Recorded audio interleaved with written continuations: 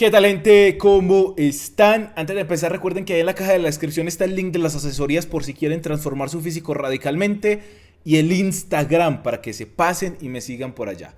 Bueno, Meno Henselman subió este video hace poquito que decía qué músculos en realidad trabajan las sentadillas y me pareció muy interesante el análisis biomecánico que hace de las sentadillas de acuerdo a diferentes estudios y nos va a decir qué es lo que trabajan realmente las sentadillas. Me parece muy interesante, así que vamos a echarle un ojito. Lamento lo de los subtítulos, pero bueno, es lo que hay. The bottom and look at the calves. The calves are trained by squats, but not in their entirety. Va a hablar de todos los músculos de las piernas y cómo se involucran en las sentadillas. The long, thin soleus muscle underneath the calves is probably trained quite well by squats, at least if the knee comes forward and you're doing a deep type squat that involves movement at the ankle. The gastrocs, however, the big two-headed, big bulging parts on top of the soleus, are not trained very well by squats at all. That's because while they help plantar flex, so they help move the ankle and press you up, as you would do during a calf raise, they also flex the knee. So if they contract, they will help you push the knee back as you would do during a squat, but they will also pull your upper leg back down into a deeper squat, which would be counterproductive. As a result, the body doesn't recruit the gastrocs nearly as... Listo, el músculo no recluta el gastrocnemio en unas sentadillas. A ver, siempre nos han dicho que las sentadillas es el ejercicio más completo que existe para el trabajo de las piernas. Yo estoy parcialmente de acuerdo porque en realidad no trabaja todos los grupos musculares de las piernas. Como dice Meno aquí, hay que tener cuidado porque al hacer sentadillas no trabajas el gastrocnemio, es decir, el músculo más grande de la pantorrilla, pero sí trabaja el sóleo. Recordemos una cosa, el sóleo trabaja cuando tenemos las rodillas flexionadas. Entonces, si tú estás en una costurera, por ejemplo, lo que en realidad va a trabajar es el músculo que está aquí debajo de la pantorrilla. Es decir, estos que están aquí a los laterales, que en realidad está debajo de ese músculo grande que es el gastrocnemio de la pantorrilla. ¿Qué pasa? Que como trabaja en una posición de flexión de rodilla y la máximo trabajo en flexión de rodilla se da cuando estás en la parte de abajo de la sentadilla, trabaja solo el sóleo, porque el gastrocnemio se encarga de trabajar cuando la rodilla está extendida, es decir, cuando estás de pie con las piernas estiradas y haces el movimiento de bajar o subir la pantorrilla o el cuerpo, ahí es donde trabaja el sóleo. Es decir, la pantorrilla trabaja parcialmente, trabaja la parte que menos visibilidad estética tiene. Por eso la recomendación siempre es, si ustedes tienen dificultades en la pantorrilla, incluyan trabajo directo de pantorrilla porque no hay un ejercicio multiarticular que permita el trabajo de la pantorrilla en esa proporción grande.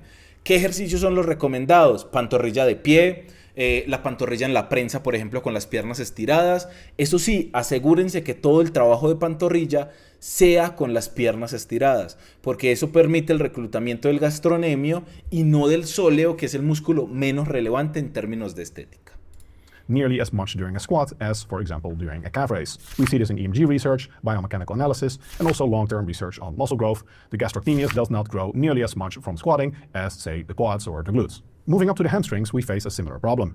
The hamstrings are, again, a muscle that is active at both the knee and, in this case, at the hip. The hamstrings are very beneficial for squatting in the sense of being hip extensors. Hip extension is very important for squats. It helps you move the trunk up and get out of the hole, get back up out of the squat. However, when the hamstrings contract, they also contract at the knee. At the knee, they are flexors, so they basically pull you back down into the squat. So again, we have this biarticulate muscle conflict that the muscle will not be recruited because it has one function that is pulling you back down and the other function that is helping you squat up. As a result, we see in EMG research and biomechanical analyses that the hamstring activity during a squat is very low, and consequently, in long-term research, we see that the growth of the hamstrings during squats is also very low. So I recommend that you don't count the hamstrings as being effectively trained by your squats at all. So what then is extending the hips when you squat? What is moving the trunk up? It's the glutes primarily. The glutes are very effectively trained by squats. Listo. No dispute. We see this clearly Aquí, in EMG research. Como conclusión, tampoco trabaja los isquiotibiales, es decir, todos los músculos de detrás de la pierna, debajo del glúteo, no son involucrados en el trabajo o no mayoritariamente o no significativamente. Lo que él dice es, no cuenten el trabajo de isquiotibiales y de pantorrillas en la sentadilla. ¿Por qué? Porque el trabajo de los isquiotibiales no es lo suficientemente propicio para flexión y extensión de cadera y flexión y extensión de rodilla para permitir un buen trabajo de los isquios. Recomendación, ¿por qué? Siempre hemos hablado de lo mismo. Lo primero que necesitamos es un patrón de sentadilla y una bisagra de cadera para trabajar los dos músculos no más grandes, pero sí más significativos de la pierna hacia abajo. Eso es lo que permite que los músculos se desarrollen bien, por eso necesitamos esos dos patrones de movimiento. Recordemos que en la bisagra de cadera no trabaja el cuádriceps y en la sentadilla o los patrones de sentadilla no trabajan los isquios. Pero en realidad eso ya lo sabíamos. Biomechanical analyses and long-term studies. And yes, even if you don't feel them, the glutes are the primary hip extensor, the hamstrings have very limited contribution, so when you are squatting and you're moving the weight up, the glutes are highly active. It doesn't matter if you don't feel them. We did a study comparing hip thrusts to squats, and we found that they stimulated equal hypertrophy in the glutes in all regions, even though all participants said that they felt the hip thrusts activate their glutes a lot more. We also had another study, which I recently posted about, showing that there is very little correlation between someone's subjective and objective muscle activity. So whether you feel a muscle or not, and whether it's actually objectively activating or not, those are very different things in some cases. Listo, esto es muy interesante.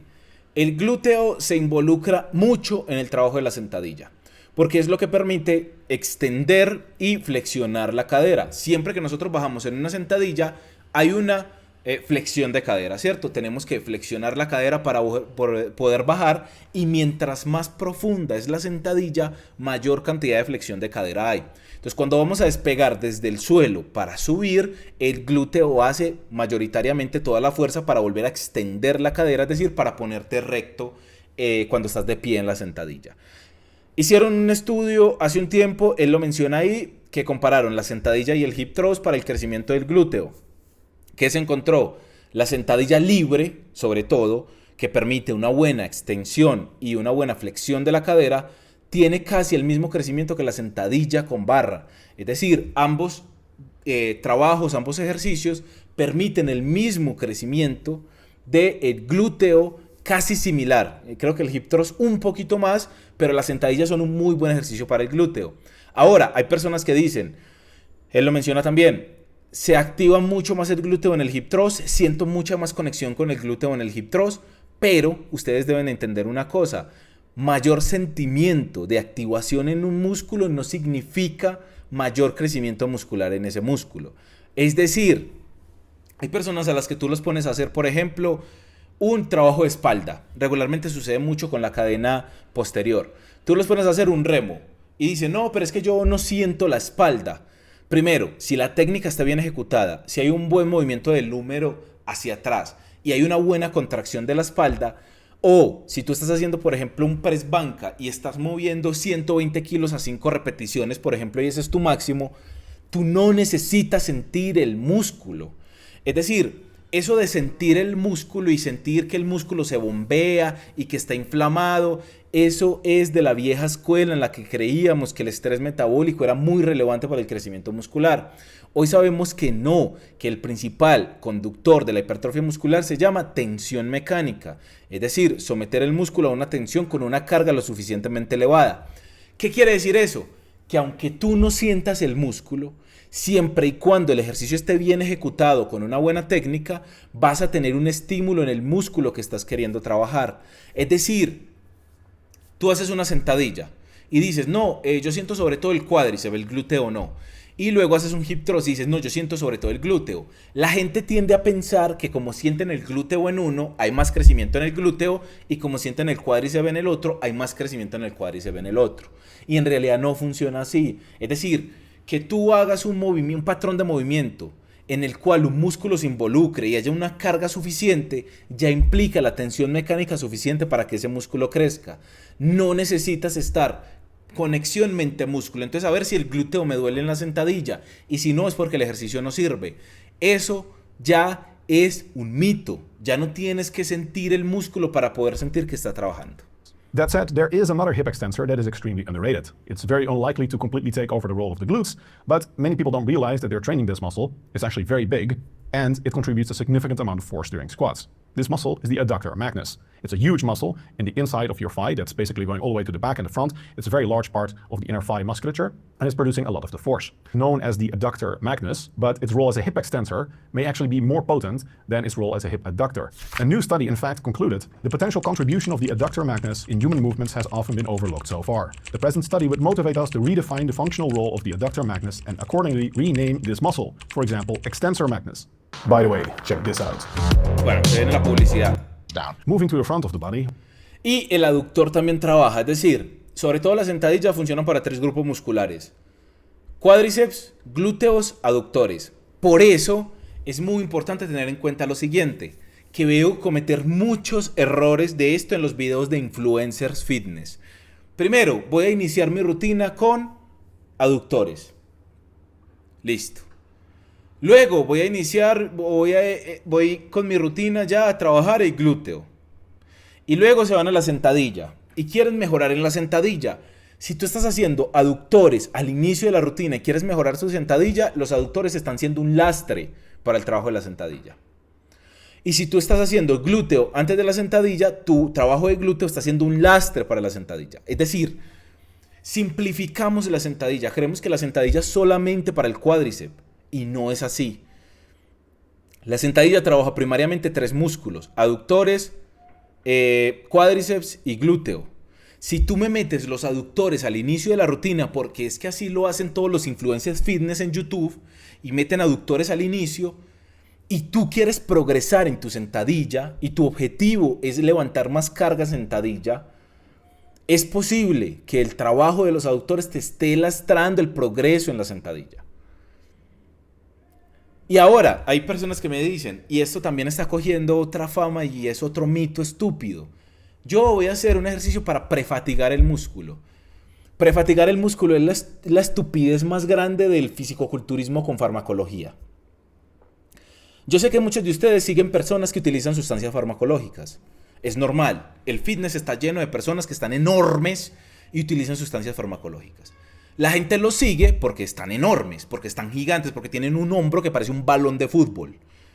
Tú los sigues por eso, porque es un físico sorprendente.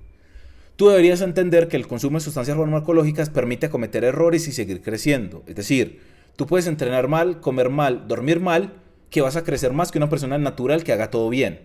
Porque tu entorno hormonal es favorable a el crecimiento muscular. Es decir, tú estás en un estado anabólico todo el tiempo, que con cualquier estímulo que le des al músculo, ya el músculo lo va a tomar y va a empezar a crecer. ¿Qué pasa? Que cualquier cosa que tú hagas sirve.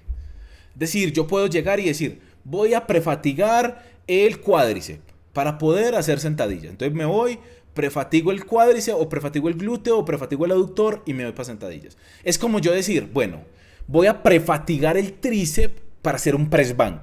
Entonces voy, hago 6 series de tríceps al fallo y luego me voy para el press banca. ¿Qué va a pasar en el press banca? ¿Qué va a pasar en la sentadilla? Que el músculo que está fatigado o prefatigado es el factor limitante para el crecimiento muscular en ese ejercicio. Es decir, tú vas y te metes debajo de la barra de la sentadilla, empiezas a hacer el empuje. ¿Qué se va a fatigar primero? Lo que ya viene cansado, en este caso el tríceps. Entonces vas a llegar a un punto en el cual tu pectoral apenas está empezando a sentir la tensión mecánica inducida por la carga, que ya el tríceps se fatigó. Es decir, el pectoral se quedó al 50% y el tríceps ya está al 110%. Otro poquito más y se lesiona. Pero el pecho no te has dado cuenta ni que lo estás trabajando. ¿Qué hiciste? Te tiraste el entrenamiento de pectoral. Todo el entrenamiento de pecho lo acabaste de echar por la borda por empezar con el tríceps. ¿Por qué? Porque alguien muy grande en Instagram, en TikTok o en YouTube te dijo, no, hay que prefatigar el músculo, porque cuando yo prefatigo el tríceps se involucra más el pectoral, que es una estupidez, no tiene ningún tipo de razonamiento lógico que yo fatigue el tríceps y se involucre más el pectoral. No hay lógica en eso. No existe el sentido de prefatigar un tríceps para que trabaje más el pectoral. No hay sentido. Entonces, lo que estás haciendo es reducir la tensión mecánica, no llevar el músculo al máximo por la idea estúpida de alguien que no tiene ningún sentido y que lo único bueno que hace es inyectarse para crecer, bueno, porque lo hace ver grande y eso le da confianza y le da imagen frente a los demás, pero lo único que está haciendo es una estupidez y se la está transmitiendo a los otros. We have the quads. The quadriceps is trained very effectively by squats, but not in its entirety. Squats are a great exercise for the vasty muscles at the sides of the quads. They give you a good squat sweep, they give you a good teardrop, but they don't train the rectus femoris in the middle very well. For that, you need something like leg extensions. The rectus femoris. Esto yo ya se los he dicho un montón de veces. Si ustedes son seguidores viejos del canal ya lo saben. Si lo están viendo por primera vez, pues se van a enterar. El patrón de sentadilla que sea permite un buen reclutamiento de los cuádriceps, pero no del recto femoral. El recto femoral es este músculo que está aquí pintado de naranjado, grandísimo en toda la mitad del cuádriceps, y no crece bien en los patrones de sentadilla. Por eso tenemos que acompañar el patrón de sentadilla con las extensiones de cuádriceps sí o sí, para que el crecimiento del cuádriceps se dé en toda su proporción y haya un buen crecimiento en toda el área del músculo. Femoris in the middle, again, as a biarticulate muscle conflict. Lower body muscles are somewhat complex. The rectus femoris is not just a knee extensor, helping the other quads extend the knee and pushing you up during a squat. It is also a hip flexor. And the hip flexor would basically drag you down back into the hole during a squat. So just like the hamstrings, the rectus femoris is barely recruited and barely grows from squatting. And then finally we have the erector spinae. The erector spinae are very effectively trained by squats. Although they are contracting only isometrically, they do not change muscle length very much. Most lifters have found that if they squat and deadlift heavy, they actually get pretty decent lower back development, even without spending other additional time doing specific exercises. Listo. Y otro músculo que trabaja son los erectores espinales, es decir, toda la espalda baja. La mayoría de la gente que haga sentadilla y peso muerto ya tiene una espalda baja decente, siempre y cuando no abusen del uso del cinturón. Si tú eres de los que te pones cinturón para ir a orinar, por ejemplo, y todo lo hace con cinturón, sentadilla con cinturón, peso muerto con cinturón, remo con cinturón, bíceps con cinturón, lo único que estás haciendo es debilitar tu core. Es decir, todo el abdomen, el recto abdominal, los oblicuos y la espalda baja y los erectores espinales. ¿Eso qué produce? Que a lo largo tu cuádriceps se hace muy fuerte, tu glúteo se hace muy fuerte, tus isquios se hacen muy fuertes, pero tu core, tu centro es muy débil, porque tú le has estado entregando el trabajo al cinturón y no a tu core natural, a tu cinturón natural. ¿Eso qué facilita? Que el día que tú te vayas a meter en una sentadilla a hacer 120, 130 kilos a 10 repeticiones, porque crees que ese es un peso fácil para tu cuádriceps y no lleves cinturón, es mucho más probable que te lesiones el core, porque el core no está preparado para levantar esa carga. Entonces, por eso necesitamos una fortaleza también del core. Si tú haces sentadilla y peso muerto sin cinturón, a un buen rango de repeticiones de 5 para arriba, no necesitas un cinturón y no necesitas más trabajo para la espalda baja, porque ya se desarrolla lo bastante bien. Exercises for the lower back. So in summary, squats train the calves, but only the soleus, not the gastrocnemius. They basically do not train the hamstrings. They train the glutes very effectively. They train the quads, but again, not in their entirety. They do not train the rectus femoris, only the vasti muscles. And they train the lower back, specifically the erector spinae. Those are the muscles that are very effectively trained by barbell squats. Now, how does this change when you do, say, a front squat or a high bar squat or a lower bar squat, maybe even a split squat? How about a lunge? Well, most people would say the differences are quite profound, and there are tons of analyses analyzing what exactly is the difference between a high bar squat, a low bar squat. The conventional wisdom is that if you do a more upright type squat, say a high bar squat, you preferentially train the quads and you reduce the stimulus for the glutes. If you do a more low bar type squat, more bent over, more hip dominant, then you train the hip muscles, specifically the glutes more, and you train the quads substantially less. Research does not support this. It's not that there's no difference at all. There are biomechanical differences, and they do have substantial impacts on which joints you load more. They can also change the range of motions a little bit of muscles, but by and large, the differences in force production and range of motion are probably too small to substantially affect muscle hypertrophy outcomes over at least short periods. In the end, it's still very similar movements that you're producing, and it's only the leverages that change. Whether you do a front squat, a high bar... Bueno, lo que él dice es, si ustedes hacen una sentadilla con la barra alta, es decir, lo más cercano a la nuca en los trapecios alto posible, va a haber una mayor flexión de rodilla, lo que va a permitir mayor trabajo del cuádriceps. Mientras más bajes la barra, va a haber una mayor flexión de cadera, lo que va a involucrar más el glúteo. Si tienes barra frontal, eso va a obligar a que tú tengas la espalda recta y va a haber mayor trabajo en el cuádriceps que en el glúteo. Es decir, de a dónde pongamos la barra va a significar mayor activación o del glúteo o del cuádriceps. Y esto es muy importante porque a pesar de que no hay evidencia científica, pues tiene toda la razón. Mayor flexión de rodilla, mayor flexión de cadera, que involucra más ciertos grupos musculares. Bar squat or a low bar squat, it's still essentially the same movement pattern that is done by the same muscles. The position of the weight primarily affects the leverages, which affects how much you can lift and whether you are a little bit more bent over or a little bit more upright. But in the end, almost all the muscles will be contracting to their full potential, especially if you train close to failure. And consequently, in electromyography research, we see no significant differences between front squats, high bar squats, and low bar squats in the activity of all the target musculature. Bueno, y según la ciencia, no hay mucha diferencia entre la activación de los músculos. Es decir, podrá variar un poco, pero todos los músculos se van a activar casi similar. In the long-term research we have, we see no significant differences in muscle growth between squats and leg presses, front squats and back squats and bodyweight single leg squat type movements, and lunges and squats.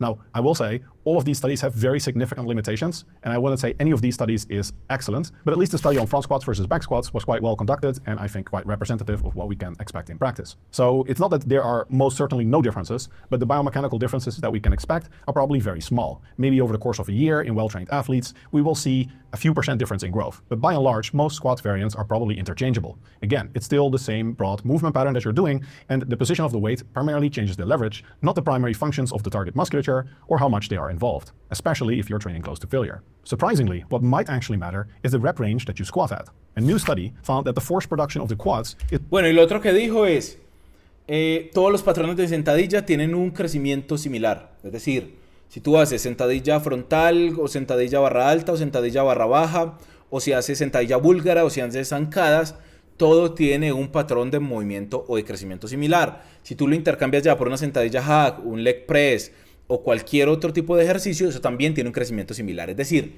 todos los patrones de sentadilla son intercambiables entre sí. Por eso siempre hablamos de un patrón de sentadilla. Cuando hablamos de patrón de sentadilla, estamos hablando de sentadilla Smith, estamos hablando de sentadilla con barra, estamos hablando de sentadilla hack, sentadilla pendular, estamos hablando de prensa, estamos hablando de sentadilla búlgara, estamos hablando de zancada o estocada.